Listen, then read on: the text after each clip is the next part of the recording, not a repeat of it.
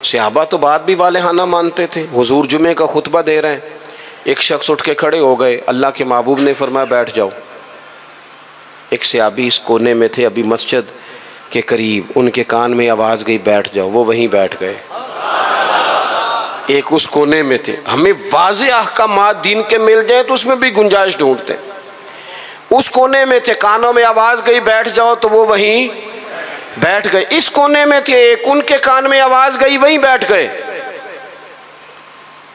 اللہ کرے کہ آپ موبائل تھوڑے کم چلائیں اور میری بات زیادہ سنیں. دعا کیے آمین تو کہہ دیں نا. چلو دعا میں تو شامل ہو جائیں نا.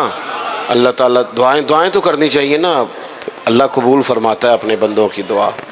دوست, واضح حکم ملنے کے باوجود بھی لوگ, واضح احکامات کے باوجود بھی اس میں لوگ گفتگو کرتے ہیں, کل پرسوں ترسوں کا نام لیتے ہیں. حضور نے مطلق کا نام نہیں لیا, جس کے کان میں آواز گئی وہیں بیٹھ گیا. یہ وہ نظارے ہیں جو زمین نے دیکھے ہیں, آسمان نے دیکھے ہیں. اتنی وارفتگی حکم ماننے میں, اتنی وارفتگی. بیٹھ گئے. تکمیل جمعہ پر محبوب نے فرمایا آپ کہاں تھے؟ یا رسول اللہ صلی اللہ تعالی علیہ وسلم, وہ آپ کا حکم آیا تو میں اسی کونے میں بیٹھ گیا تھا. آپ کہاں تھے؟ حضور حکم ملا تو اس کونے میں بیٹھ گیا. آپ کہاں تھے؟ حضور حکم ملا تو میں اس کونے میں بیٹھ گیا. تو کریم فرمانے لگے نہ آپ سے کہا تھا, نہ آپ سے کہا تھا, نہ آپ سے کہا تھا, میں نے تو ان سے کہا تھا. کر یا رسول اللہ اپنے نام تو نہیں نہ لیا. سانو تے قید سجن دا گہنا ہے, او جینج رکھے اونج رہنا ہے. یا رسول اللہ آپ نے نام نہیں نہ لیا, حکم مل گیا بیٹھ جاؤ تو لہذا بیٹھ جاؤ. بات ماننا ہمارے ہاں نا آج کل پیری مریدی بھی اسی کا نام ہے. نذرانہ بھی وقت پہ دو, دعوت بھی مرید کرتے ہیں جتنی مرضی آپ کہو, روز کہو تو روز کھانا کھلاتے ہیں. آپ ان سے کہو کہ جناب میں آ رہا ہوں تو وہ تیار ہیں, پھول بھی لے کے کھڑے ہیں. لیکن اگر ان سے کہو بات مانو, پھر وہ کہنے تسی دعا کرو ہے نا جی, نماز پڑھا کرو, کہتے دعا کرو. کمال ہو گئی ہے بھائی. آپ باقی سارے معاملات کے لیے آپ پورے تیار ہیں, اور یہ جو فرما برداری ہے, یہ جو بات ماننا ہے, وہ کس نے ماننی ہے؟ وہ جس پر آپ کے شیخ نے, مرشد نے گھنٹوں تقریریں کی, وہ باتیں کس نے ماننی؟ کسی اور نے. کیا مانا ہے اس بات کا؟ کوئی گورکھ دھندا ہے کہ آپ نعرے لگائیں, دعوی محبت کریں, اور جو ان کا اصل کام ہے. دیکھو وفادار وہ ہوتا ہے جو مشن کا ساتھی ہو. جو مشن کا ساتھی نہ ہو وہ ٹھیک ہے. پھر میرے ایک سنگی ہیں, مجھے ایک دن بڑی محبت سے کہنے لگے کہ جناب کھانا نہیں کھاتے آپ ہمارے گھر, کھانا ضرور کھائیں, ایک دن ضرور آ جائیں. میں انہوں نے آکھے یار توں آنا میرے نال رل کے 4 دن کو دین دا کام کرا. کہنے لگا نہیں وہ ٹھیک ہے کھانا. میں کہ کھانا تو یار ہر ہوٹل تو لب جاندہ ہے, وہ تو چلو اللہ توفیق دیتا ہے, کوئی زیادہ اچھا کھا لیتا ہے, کوئی تھوڑا سادہ کھا لیتا ہے. روٹی تو جس کو اللہ تعالیٰ نے صحت دی ہے اسے روٹی مشن حسن ہے, ڈیوٹیاں ذمہ داریاں اصل ہیں. اور کھانے یہاں کوئی من پسند کھانے دنیا میں آئے ہم, من پسند چیزیں تو جنت میں ملیں گی, اور وہ ملیں گی اور مزہ آئے گا. ہمارے بزرگ تو فرمایا کرتے تھے زمین کے اوپر کام, نیچے جا کے آرام. یہاں کوئی کام کریں, کوئی ڈیوٹی کریں, کسی ذمہ داری کا اظہار کریں, کوئی خدمت سر انجام دیں, وہ خاص سطحی چیزیں اس سے باہر نکلیں. نبی کریم کی بات مانے والہانہ انداز میں, والہانہ. حضور علیہ السلام نے جس مشن کے لیے پتھر کھائے, جس مشن کے لیے حضور طائف گئے, جس مشن کے لیے حضور نے ہر دشمن کو معاف کر دیا کہ لوگ مسلمان ہو جائیں, دیندار ہو جائیں, امت اس مشن کے لیے کیا کام کرتی ہے, کیا ڈیوٹی کرتی ہے؟ کبھی دل میں تکلیف ہوئی ہے کہ آپ تجربہ کر لیں, سارے لوگ عید کی نماز پڑھنے بھی نہیں آتے, اس لیے کہ کچھ ایسے ہوتے ہیں جن کی ساری رات دکان کھلی رہتی ہے اور سویرے سو رہے ہوتے ہیں. کچھ کہتے ہیں میں نے وعدے کیے ہوئے ہیں وہ میں نے پورے کرنے. عید کی نماز بھی سارے پڑھنے, لیکن رش اتنا ہوتا ہے کہ مسجدیں چھوٹی پڑ جاتی ہیں. اس کا مطلب یہ ہے اگر ساری مسلمان امت نمازی ہو جائے تو نئی مسجدیں بنانی پڑیں, لیکن آپ باقی سارے کام کرا لیں, شوق سے کر دیں گے. بھائی سجدے کا بھی ذوق پیدا کرو. حضور کی فرما برداری اصل ہے. تیسرا مقام قرآن پاک کا، قرآن مجید نے کہا کما ارسلنا فیکم رسولا منکم یتلو علیکم آیاتنا، جیسا کہ ہم نے تمہیں میں سے تمہیں ایک رسول دیے ہیں جو تم پر ہماری آیتیں پڑھیں گے، وَيُزَكِّيكُمْ، اور تمہارا تزکیہ کر دیں گے، تمہیں پاک صاف کر دیں گے. نبی پاک کی تعلیمات یہ ہیں کہ تو ظاہری طور پر بھی بڑا صاف ستھرا ہو. حضور نفاست کو پسند کرتے، صفائی کو محبوب رکھتے، خوشبو کا استعمال کرتے، مسواک کو محبت سے استعمال کرتے، ظاہری صفائی بھی. اور ترمذی میں موجود ہے، حضور نے فرمایا اے انس بن مالک میرے بیٹے، ہو سکے تو صبح اس حال میں کرنا کہ تمہارے سینے میں کسی کا بغض نہ ہو. فرمایا یہ میری سنت ہے، اور جس نے میری سنت سے محبت کی اسی نے مجھ سے محبت کی. نرے دانت صاف کرنا ہی سنت نہیں، دل صاف کرنا بھی سنت ہے. باطن بھی صاف ہونا چاہیے، انسان کے اندر سے ساری بیماریاں نکل جائیں. عزیز دوست، تزکیہ ہو، حسد سے خالی ہو سینہ، بغض سے خالی ہو. یہ جو روحوں پر بوجھ ہوتا ہے یہ حسد کا ہوتا ہے، یہ باطن پر دھبا ہوتا ہے یہ عداوت کا ہوتا ہے. یہ کچھ چیزیں جو ہمیں بالکل بے قرار کر دیتی ہیں یہ تکبر کا روگ ہوتا ہے. یہ عجب خود پسندی یہ اندر انسان کے جوار بھاٹا پیدا کر دیتی ہے. اگر بندہ ہو جائے سادہ. حضرت باجزید بستامی رحمۃ اللہ علیہ کھڑے تھے تو ایک شخص نے آپ سے پوچھا حضرت خواجہ پیر باجزید بستامی سے ملنا ہے. آپ فرمانے لگے یہ جو بندہ جس کا تم نے ابھی نام لیا ہے نا، اس کو ڈھونڈتے مجھے 30 سال ہو گئے، مجھے نہیں ملا. 30 سال. یہاں بیچارے نقیب ان کی کلاس لگ جاتی ہے اگر وہ لقب تھوڑے بیان کریں تو لسٹوں میں لکھ کے دیے جاتے ہیں، یہ نام نہیں لیا، یہ نام نہیں لیا، فلانے چودھری کا نام رہ گیا، فلانے کا رہ گیا، فلانے کا. وہ چھوڑ دیں بھائی، یہ تو حضور کی تعریف کی محفل ہے، اس میں باقیوں کی تعریفیں کدھر سے آ گئیں؟ کدھر سے آ گئیں؟ یہ تو نبی پاک علیہ الصلوۃ والسلام کے ذکر پاک کی مجلس ہے. دوستو آپ غور کریں گے اور چیزوں کو سمجھیں گے. خواجہ باجزید بستامی سے اس نے کہا میں نے ملنا ہے. فرمانے لگے 30 سال سے ڈھونڈ رہا ہوں، ملا نہیں. وہ سائڈ پہ جا کے ایک بندے سے کہنے لگا میں نے حضرت خواجہ پیر شیخ باجزید بستامی سے ملنا ہے. کہنے لگے ابھی تو وہاں کھڑے تھے تمہارے پاس. کہنے لگا میں نے تو پوچھا ہے. کہنے لگے اصل میں یہ جو تم نے لائن لگائی ہے نا القابات کی، یہ وہ مانتے نہیں اپنے آپ کو، نہ حضرت نہ خواجہ نہ پیر نہ صوفی، وہ تو نیرا باجزید کہتے ہیں اور اس میں بھی کئی دفعہ روتے ہیں رب کی بارگاہ میں. تو یہ جو القابات تم نے لگائے ہیں نا، ہمارا تو جناب بڑا عجیب منظر ہے. تو تزکیہ کے لیے حضور آئے. پھر فرمایا وَيُعَلِّمُكُمُ الْكِتَابَ وَالْحِکْمَةَ، حضور تمہیں کتاب سکھائیں گے، حکمت سکھائیں گے. حضور قرآن سکھانے آئے، نبی کریم کیا سکھانے آئے؟ آپ بنے انجینئر، شوق سے بنے، آپ لیکچرار بنے، شوق سے بنے، لیکن ساتھ قرآن پاک کے قاری بھی تو بنے نا، قرآن پاک کو سمجھنے والے بھی تو بنے نا. جس بندے کو اتنی کہانیاں آتی ہیں، جسے اپنے شجرے آتے ہیں، جسے اپنی برادری کی شان آتی ہے، اسے قرآن کی آیتیں کیوں نہیں آتی؟ جسے ساری پنچایت میں ساری بات سنانی آتی ہے، اسے قرآن مجید بھی آ سکتا ہے. شرط یہ ہے کہ وہ آگے بڑھے، قرآن پاک کو سیکھے. ہم نہ کچھ کام ہم نے بچوں کے ذمہ، میرے پاس ایک صاحب بچہ لے کے آگے کہنے لگے دعا کریں یہ پڑھ جائے. تو میں نے کہا آپ بھی کو 100 سال کے نہیں ہو گئے، میں دعا کرتا ہوں آپ دونوں ہی پڑھ جائیں. آپ بھی تو پڑھ ہی سکتے ہیں نا، آپ بھی تو توجہ کریں نا. ہم نا جناب وہ بعض لوگوں کا عجیب زاویہ نگاہ بن جاتا ہے، او بھائی آپ بھی پڑھ سکتے ہیں، آپ کیوں نہیں پڑھ رہے؟ او جی میری اب زبان موٹی ہو گئی ہے. تو میں نے کہا یہ کل آیا ہے واٹس ایپ، سب نے سیکھ لیا ہے.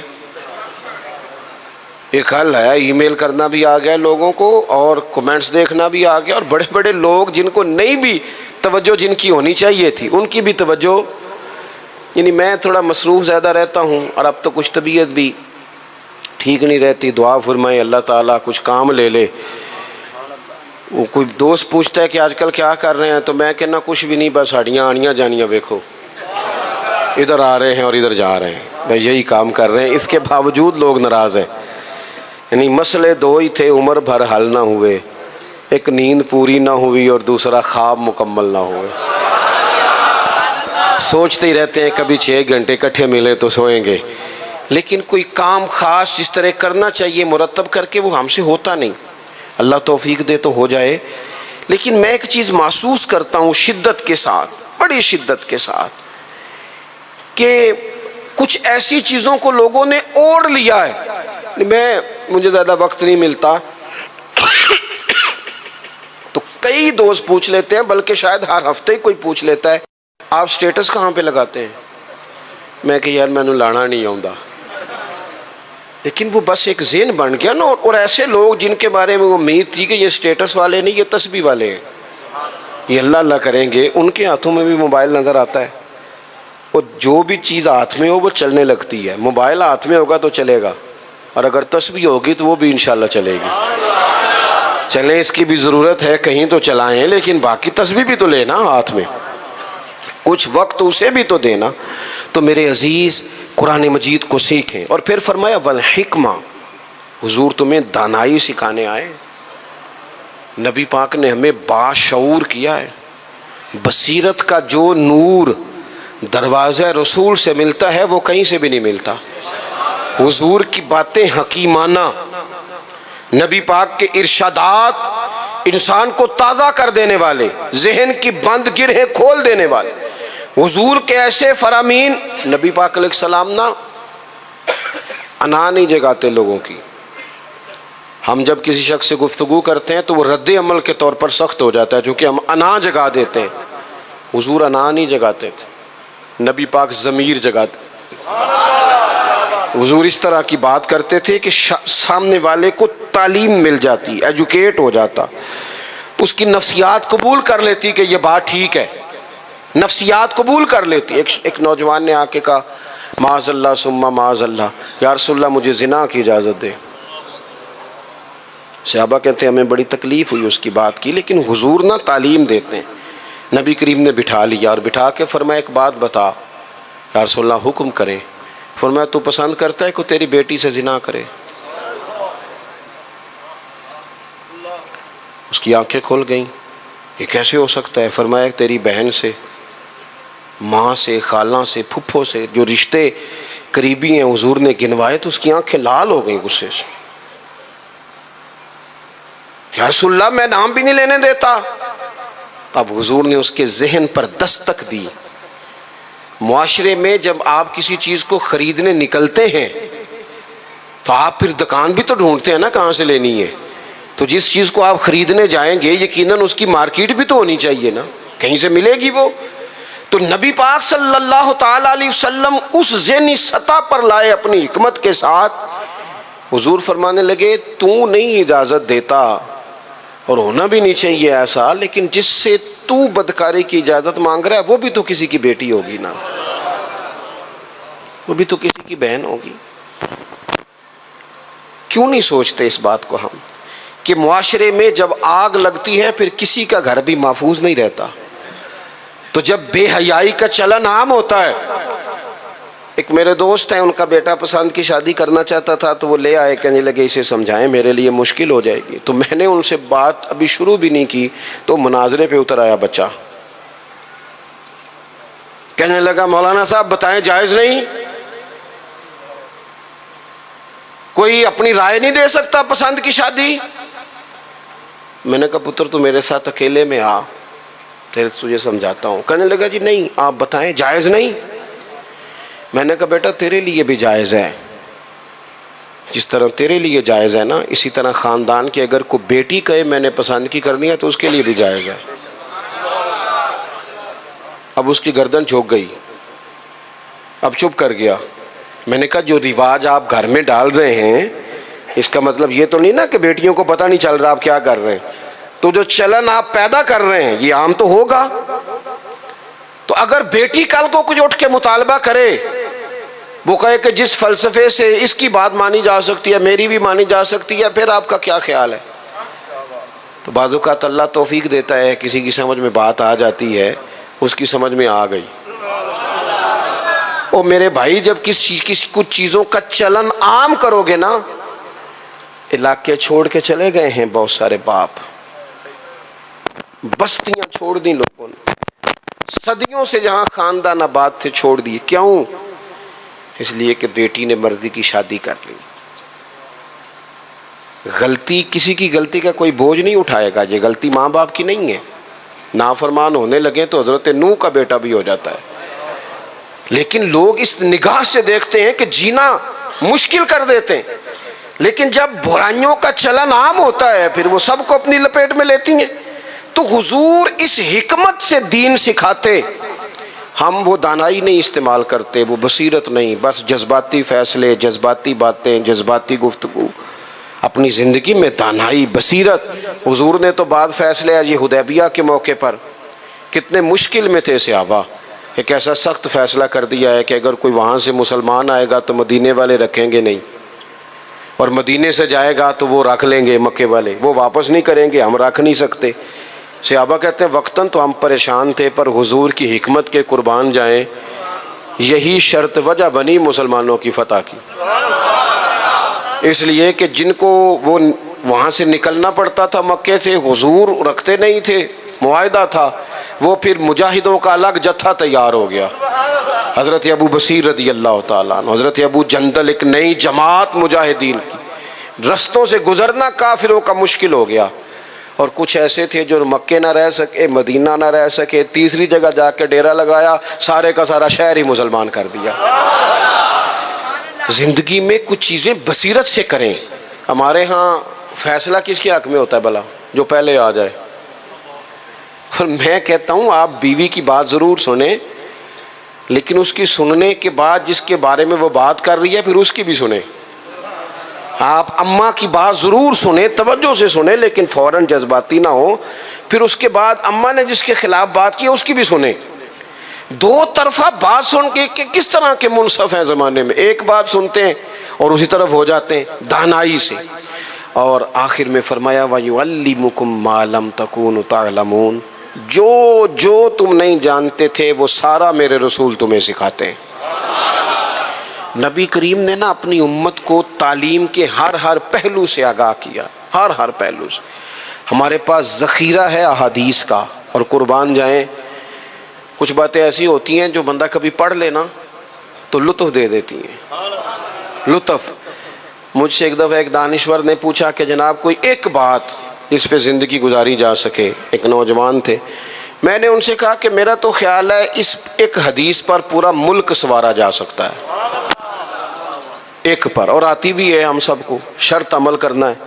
حضور نے فرمایا مومن وہ ہے جو اپنے لیے پسند کرے وہی بھائی کے لیے پسند کرے. لو اس حدیث پہ عمل کر لو. جو بندہ ملاوٹ والی چیز بیچتا ہے اگر اس حدیث پر عمل کرے کہ جو اپنے لیے پسند کرنا ہے وہی اپنے، کبھی ملاوٹ کرے گا، کبھی دھوکہ دے گا، کبھی میرٹ سے ادھر ادھر ہوگا، چونکہ تو طے کر لیا ہے کہ جو اپنے لیے پسند کرنا ہے وہی اپنے بھائی کے لیے پسند کرنا ہے. طے کریں زندگی میں. ہم یہ کرتے ہیں کہ اور ایک بار یاد رکھنا، یہ نہیں ہو سکتا کہ دوسروں کے بچوں کو تو ملاوٹ والی چیزیں کھلائے اور تیرے گھر میں صحت کا دور دورہ ہو. یہ کیسے ہو سکتا ہے؟ کسی کا گھر اجاڑ کے بھی کبھی اپنا بسایا جا سکتا ہے. جب تک ہم سب کے لیے سوچ وہ نہیں کرتے جو اپنے بچوں کے لیے، جب تک سب کے لیے وہ سوچ نہیں ہوتی جو اپنے گھر کے لیے، تب تک زمانے میں روشنی پیدا نہیں ہوتی. میں ایک بات جانتا ہوں، میرے استاد صاحب کہا کرتے تھے، اپنے لیے کہا کرتے تھے، میرے دل میں یہ بات بیٹھ گئی ہے کہ میں اسکول کالج مدرسے کے ہر بچے کو اس نظر سے دیکھتا ہوں جس نظر سے اپنے بچے کو دیکھتا ہوں، اور میں اس کی تعلیم کا، تربیت کا اتنا ہی خواہش مند ہوں جتنا اپنے بچے کے لیے. آپ زندگی میں یہ اصول پیدا کریں، ویسے بھی لطف آئے گا، ویسے بھی ذائقہ آئے گا. اور نبی کریم صلی اللہ تعالیٰ علیہ وسلم کی جو تشریف آوری کے مقاصد حسنہ ہیں ان پر غور کریں. دو باتیں اور عرض کر دیتا ہوں پھر بات کو سمیٹتے ہیں. ایک تو حضور نے فرمایا میں معلم بن کے آیا ہوں. حضور سکھانے آئے، سیکھیں، حضور سے دین سیکھیں. یہ جتنی تبلیغ امت میں آج ہو رہی ہے نا کتاب و سنت کی، یہ ساری حضور ہی کی تبلیغ ہے، اس لیے کہ حضور کی امت کے علماء جو صحیح معنوں میں مستند بات لے کے آتے ہیں وہ نبی پاک کا فرمان ہی آگے بیان کر رہے ہیں، یہ وہی تبلیغ ہے۔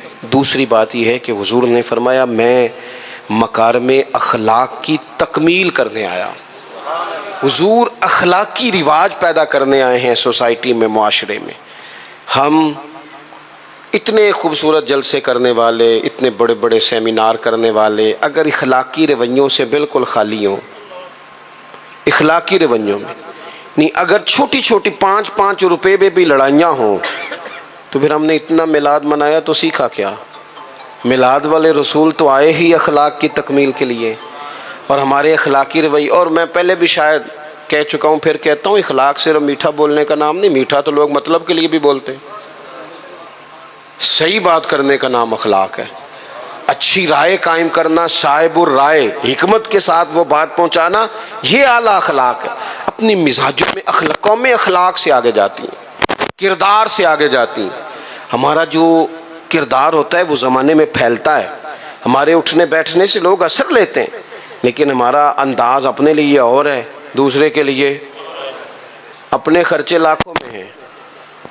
اور ملازم اگر کہتا ہے نا مجھے ذرا ایڈوانس دے دیں، میرا بل زیادہ آ گیا، تو اسے کہتے ہیں تو احتیاط کیوں نہیں کرتا؟ بھئی آپ کے گھر میں احتیاط ہوتی ہے؟ 4000 کا تو پیزا آتا ہے روز شام کو، آپ کے لیے جو اصول ہے وہ دوسرے کے لیے کیوں نہیں ہے؟ اور جو نصیحت آپ دوسرے کو کر رہے ہیں اس اخلاق پر آپ خود کیوں نہیں عمل کر رہے؟ تو حضور کے آنے کے جو مقاصد ہیں ان کو سمجھیں۔ ایک تو نبی پاک نے ہماری توجہ اللہ کی جانب کرائی ہے، اپنے مصلح کو، عبادت کو، توکل کو، صبر کو، شکر کو، قناعت کو، خودداری کو، اس پر توجہ دیں۔ دوسرا، حضور فرما برداری کے لیے آئے، نبی کریم کی ہم نے فرما برداری کرنی، غلامی کرنی۔ اور تیسرا، حضور نے ہمارا تزکیہ کیا ہے، ہمیں سارے باطن کے میل کچیل دھو ڈالنے ہیں۔ آپ یہ کریں گے تو اپنے آپ کو ہلکا پھلکا محسوس کریں گے۔ محبوب تعلیم کتاب و حکمت کے لیے آئے ہیں، ہمیں خوب محبت سے قرآن پاک سیکھنا ہے، خوب محبت سے دانائی سیکھنی ہے، اس کے مطابق زندگی گزارنی ہے۔ حضور معلم بن کے آئے ہیں، اعلیٰ اخلاق کی تکمیل کرنے آئے ہیں، ہمیں ان مقاصد کو حاصل کرنا ہے، ان کے لیے کوشش کرنی ہے، ان کے لیے سفر کر۔ کچھ لوگ کہتے ہیں جی میری تربیت نہیں ہو رہی، تو میں کہتا ہوں جناب سارا کچھ تو کتاب و سنت میں موجود ہے، آپ کو تربیت لینی ہے تو پھر تو آپ ایک ایک کر کے عمل کرنا شروع کر دیں، آگے بڑھنا شروع ہو جائیں، ایک ایک کر کے قدم آگے اٹھائیں۔ اور اگر صرف خوبصورت باتوں سے، اچھے جملوں سے، اچھے اشعار سے سر دھننا ہے تو چلیں وہ بھی خیر کی بات ہے، لیکن پھر سر دھنتے رہیں اور یہ سلسلہ چلتا رہے۔ اللہ تعالیٰ کی بارگاہ میں دعا ہے اتنا خوبصورت، اتنا پروقار اجتماع اپنی بارگاہ میں قبول فرمائے، اور اللہ تعالیٰ اسے ہمارے لیے ذخیرہ آخرت بنائے۔ آخر دعوانا ان الحمد للہ رب العالمین۔